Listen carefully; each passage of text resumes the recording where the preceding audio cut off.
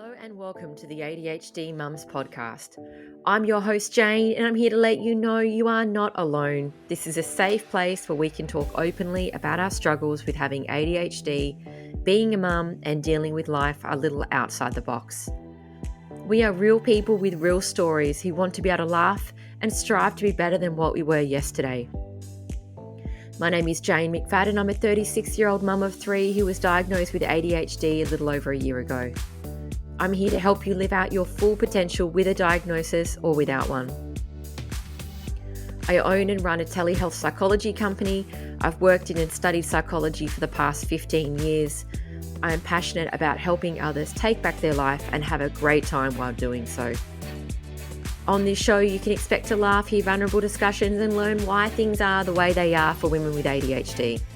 No two humans are the same, no two diagnoses are the same, and no two stories are the same.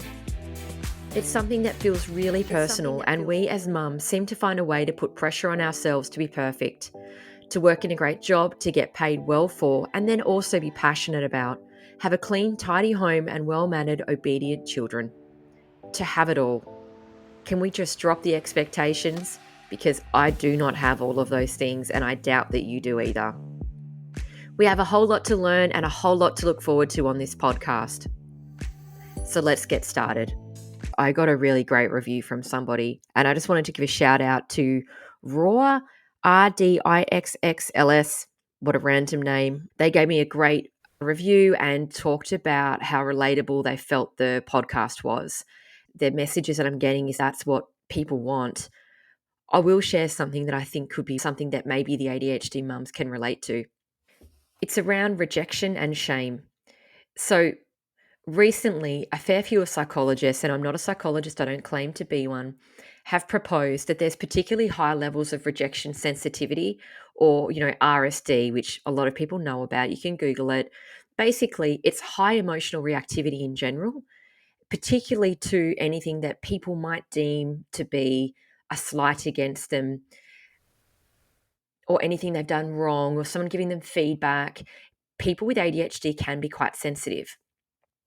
Now, you might think, oh, everyone's sensitive to criticism. That's not really an ADHD trait. What a stretch. Some people might say that. However, the difference is that if it's so severe it interferes with your daily life and your forming of healthy relationships, then you know that it's possibly an issue for you.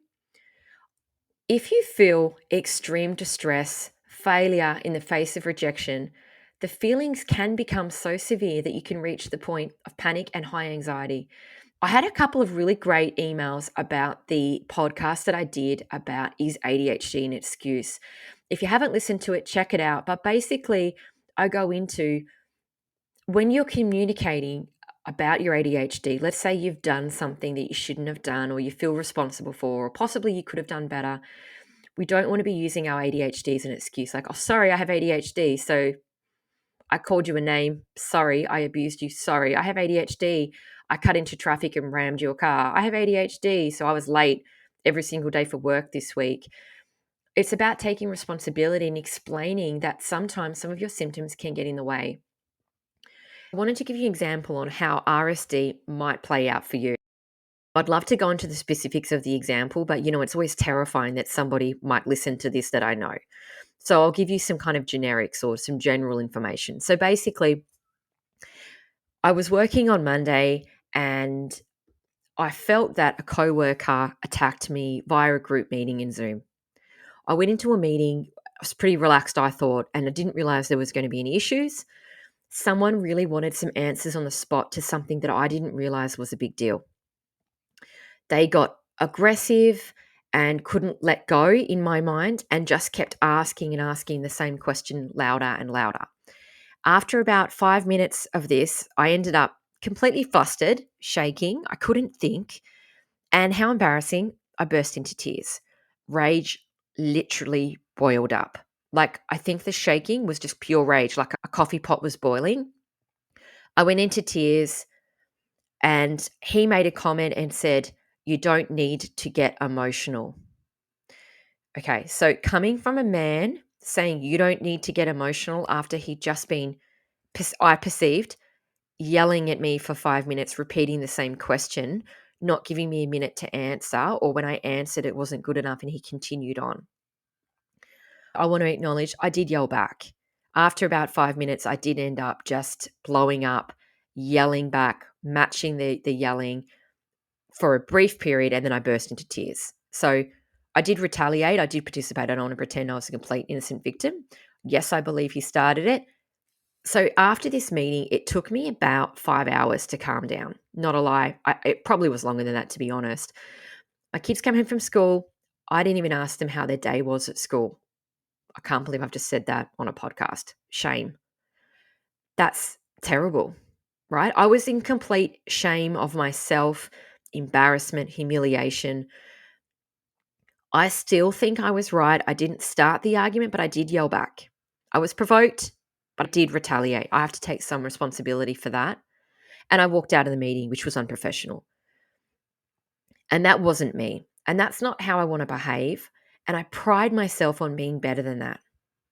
So after I had calmed down, I listened to my own podcast, or I read the notes at least, and I thought, okay, I need to really accept some responsibility for the part that I played, which I often think encourages the other person to accept responsibility for the part they played.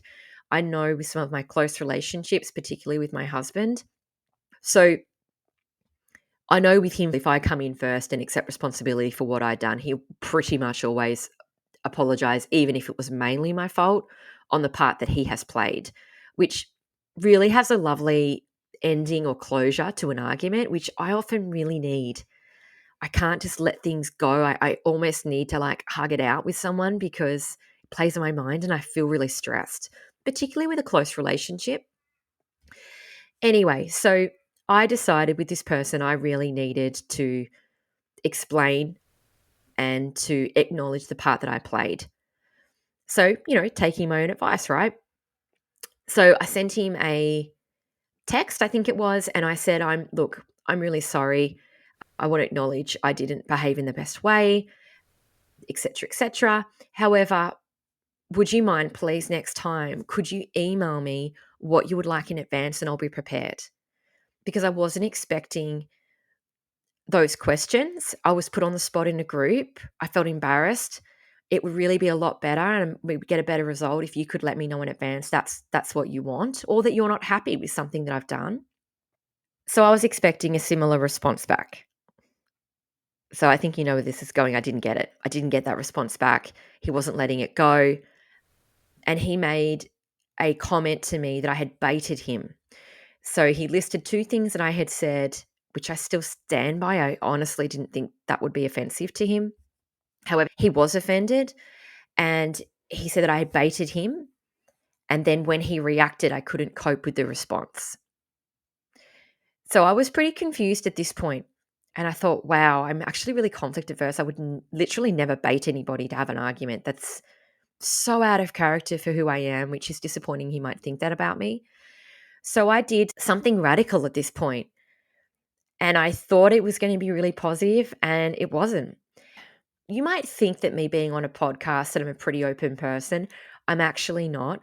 I've barely disclosed to anybody that I'm on this podcast, and it's my worst fear that someone I know might listen to this. So ridiculous.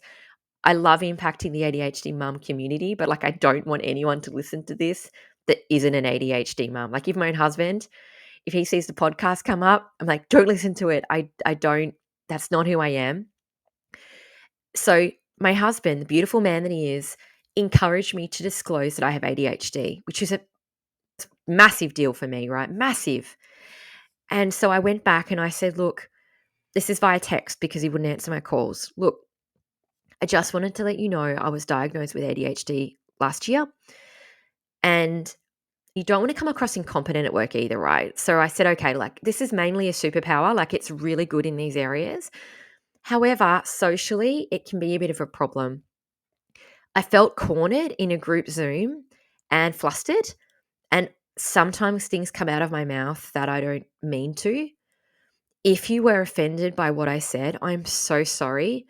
But I really need to let you know that my intention was definitely not to offend you. That was not what I was attempting to do. And I'm really sorry that you felt that way. But, I am struggling with this, and this is what I'm doing. And I listed some things that I'm doing to, I suppose, create a place where that is less likely to occur, right? So in my mind, I'm thinking, oh, I followed my own advice on the podcast with more of my research and my interviews with people, that is a really good way how to explain and get a great result from somebody. So my expectation was, and that was that evening, that Monday evening, that he would reply with, oh, I didn't know that, you know, or maybe not, that's okay, but, some acknowledgement.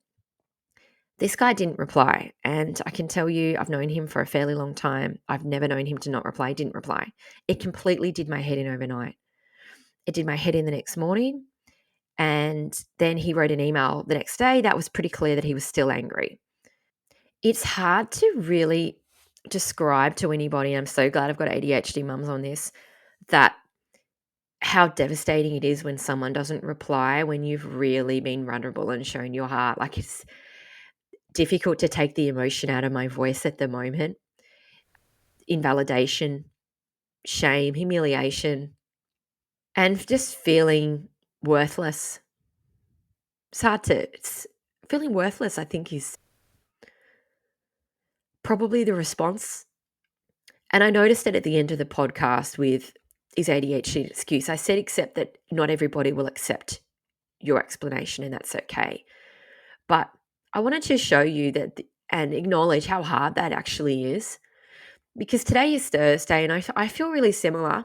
I'm obviously still really very upset about it, which is why I've kind of put this together, that perhaps I do have a little bit of RSD.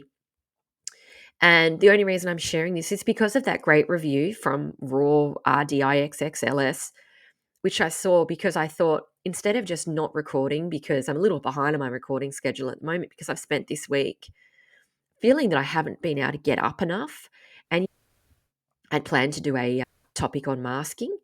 And, there's obviously a mask that you have to put on to do a podcast, but I didn't feel like I was genuine enough to do a podcast. I thought I could read a script, but I don't feel it. I just don't feel it. And I've been in a bit of hibernation this week, masking it up pretty hard when I leave the house because of how I feel inside, questioning myself mainly. Why did I yell back? I've been questioning my medication.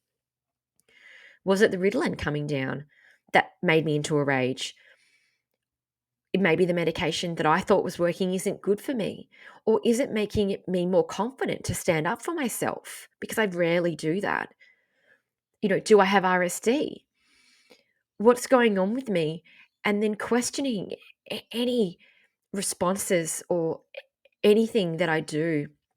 For example, I enrolled my little girl in netball and she starts today. And I noticed that some people in the group wrote on there that they weren't necessarily happy that someone was starting late because the kids would get less game time. And I honestly thought I was going to burst into tears last night when I read that. And I thought, oh my goodness, like, calm down. Like, we're really there for training. I mean, definitely don't want to cause waves. And I felt like when I arrive, people won't like me already. And that's not normally my attitude, but that's how I feel at the moment because I feel a bit beaten down. What I wanted to do on this podcast is I posted in about RSD into a couple of Facebook groups a couple of weeks ago in Australia. And I wanted to read out a couple of comments that people wrote about RSD, because this is when I actually opened it up and I went, wow, this is how I'm feeling right now. I'm not crazy. This is actually a thing. I'll read a couple out. The feeling of RSD is if you've been punched in the head and are struggling to regain consciousness. You can deny it, but your brain is blank. Your body is paralyzed. Next one, some rejection hits like a physical punch. Other times I feel all-consuming humiliation, fierce frustration and anger, as if I'm blindsided. And then I feel like a sad, confused little girl. And I'm completely bewildered. Then I get like jet lag afterwards, tension, headaches, fatigue, nausea, and tightness. Sometimes I can shake it off after a few days. Sometimes it takes weeks. Next one. Due to many real and perceived rejections in my life from family, friends, and coworkers, I have now become scared to start any new friendships or group activities. I don't volunteer much. and I don't get out of the house much. Next one, any sidelong look or shared smirk between a people in a group conversation, like at a mum's group or a mum pickup, feels like I'm being made fun of. And even the most constructive feedback feels like you are not good enough and this is how you failed. I know that these worries are irrational, but I can't stop feeling this way. Next one, I know my partner isn't rejecting me, but even if he doesn't have time, I feel like he doesn't want to spend time with me. I'm stupid for asking. I'm uninteresting and dull, and that's why he won't go somewhere with me. My own brain is exhausting. Next one, RSD is 100% humiliation, followed by self berating behavior, nauseous anxiety. I anticipate it all the times, and I just try not to express my thoughts or feelings anymore. I read them and I just felt really sad, to be honest. I just felt really sad. And I started to wonder about my little girl who's 7 and the shame and the embarrassment of doing or saying the wrong thing. And I started to wonder, is this the reason why teenage girl life is just so hard for ADHD women? Honestly, I feel like I'm in complete fear for her coming up into that kind of preteen area. And I want her to live a better life than I did. I'm wondering now if RSD was a large part of why high school was so hard for me. I don't normally share this, but I had severe depression from 14 to 17 years old. Still to this day, it's difficult to talk about. And still to this day, I've never been through anything as debilitating as that time. That was completely it was horrific. It was the worst time of my life still. And I can see now that my parents were desperate. They put me on a high amount of medication with a psychiatrist, which didn't work. So every week they just put me on more and more and more. My parents didn't know what to do. And I wonder sometimes, was it me? Was I that depressed? Or was it the medication and the high amounts of it and the amount of pills I was popping a day? Was that just contributing to just this overall picture of despair that I had? And I think the RSD was part of the anxiety where I didn't feel like I could go to school as part of that mix. If you just reflect on having to go to school every single day and face the people that have been making fun on you, I couldn't even imagine it doing it now. Well, then I just know deep down in my heart, why do so many of us ADHD mamas have self esteem issues? Because we've just read about how it discourages people from doing things or saying things. And that's how I feel right now. And I thank that person for that review because otherwise I was just thinking, why am I doing podcasts? I keep saying the wrong things. I'm offending people. People don't like me. And you go over and over and over the stuff in your mind. And then I wonder, why are we low on confidence? Why do we feel shame and embarrassment? Because we've literally had 30 or 40 years of evidence that you're not good enough. And if you're lucky to finally get diagnosed, it's incredible. And it's incredible to accept and see it and know that it's because your brain works differently. But then you also see all the areas that you're not good at as well. And it's a real journey, and I'm not there yet with accepting it. I don't want to make this episode into one with all the strategies at the end about what we can do about it. I just feel like that's really not authentic for me today. But I would love to do another episode on RSD with an expert. I don't say I'm an expert, I'm not. I'm going to do a episode on RSD with an expert to give us some science, give us some strategies about what we can do. But what I wanted this podcast to be about was acknowledging that I feel it too. And if you're not sure if you have RSD, maybe this has made it a bit more clear if you do or if you don't. And I also want to acknowledge that it sucks. It's hard, but we're in it together. And I'm in this together with you. I thank you for your feedback. I'd love you to pop me in a review, give me a follow. Or, you know what? I'd love you to go on the www.adhdmums.com.au, become a guest, share your experience. Or if that's a bit much, you can always do the feedback form too and share what you'd love to see more of and hear more of. So today, ADHD mummers, I've made a decision. I am moving on. I am accepting that I didn't get the response that I wanted. I was vulnerable. I explained. I did what I felt was right, and I didn't get the response that I wanted. But you know what? That's okay. I'm done wasting time on that issue. What I'm going to do is I'm going to move on, because what I do know about ADHD mums is we are resilient. There is no more resilient people, and obviously I'm biased, and this is just my personal opinion, than women with ADHD. We are resilient. The amount of stuff that we brunt on a daily basis and we just get up and go. I look back on having 3 kids under 3.5, having mastitis, and my husband was at work. I ended up going to hospital and having my boob drained, and how sick I was and the push through that comes, or even the whole family having gastro, the whole family having the flu. Oh my goodness, last year I got COVID from our work Christmas party. My husband left. He had to go away for a few days. I think it was 5. The entire time I had COVID.